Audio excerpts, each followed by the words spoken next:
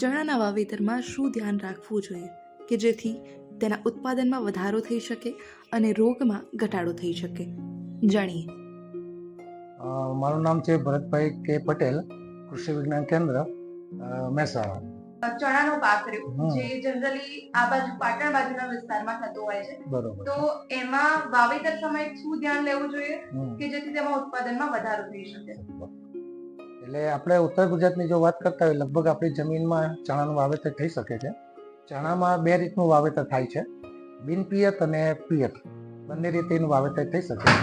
જો બિનપિયત આપણે વાવેતર કરવાનું થાય તો એમાં જીજેજી 3 નંબરની જાત છે, એનું આપણે વાવેતર કરી શકીએ. અને જેને પિયત તરીકે વાવેતર કરવાનું છે એમાં જીજેજી 5 નંબરની જાત છે, એનું વાવેતર કરી શકાય.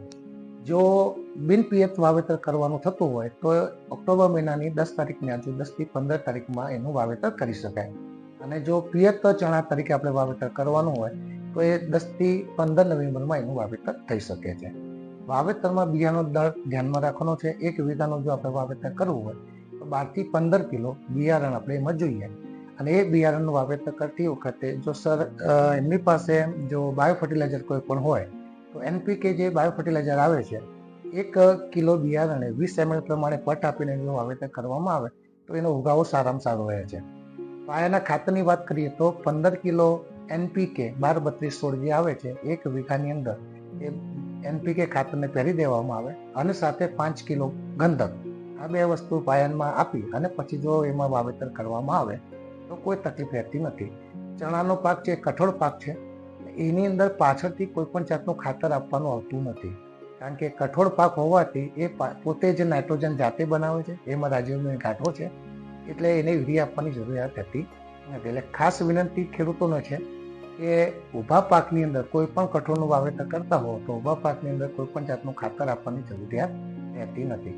બાકીની એમાં કોઈ પાછળથી ખાતરની કોઈ વ્યવસ્થા કરવાની નથી. પિયત ખેડૂતને ખાસ ધ્યાનમાં રાખવાનું કે મારી જમીન, એમની જમીન જે દિવસે પિયત છોડતી હોય એટલે કે ભેજ ઓછો થતો હોય એ ખેડૂત પોતે જાણતો જ હોય, એ પ્રમાણે જોઈને પિયત આપવામાં આવે તો સારામાં સારું ઉત્પાદન લઈ શકાય. આમ ઓછા પાણીમાં જો પાક લેવો હોય તો ચણાનો પાક છે બેસ્ટ પાક છે. 3 થી 4 પિયતની અંદર એ ચણાનો પાક આપણે આરામથી લઈ શકીએ છીએ. ઉત્પાદનમાં પણ સારામાં સારું ઉત્પાદન મળે છે. અને આમ જોવા જઈએ તો ઘઉં કરતાં પણ એ પાક નફાકારક છે, એટલે એ રીતે પણ એનો ઉપયોગ કરી શકાય.